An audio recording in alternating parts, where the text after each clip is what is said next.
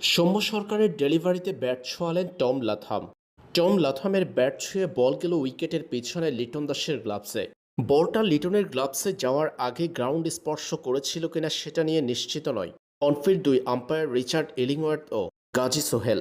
সিদ্ধান্ত যায় তৃতীয় আম্পায়ার ভারতের নিতিন মেননের কাছে। নিতিন মেনন লম্বা সময় ধরে দেখলেন রিপ্লে। সৌম্য সরকারের ডেলিভারি টম লাথামের ব্যাট ছুঁয়ে লিটন দাসের গ্লাভসে গেলেও সেটি আগে বাউন্স করেছিল, তবে সেই বাউন্স নাকি লিটন দাসের আঙুলের উপরেই করেছিল, এমনটা ব্যাখ্যা করলেন ভারতীয় আম্পায়ার নিতিন মেনন। বলটার বাউন্স স্পষ্ট ছিল, তবে সেটা গ্রাউন্ডে নাকি লিটনের আঙুলের মাথায়, সেটা নিয়ে তৈরি হয়েছে ধোঁয়াশা।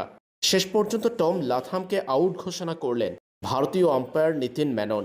এরপরই এই উইকেট নিয়ে দুই রকমের মত ক্রিকেট পাড়ায়।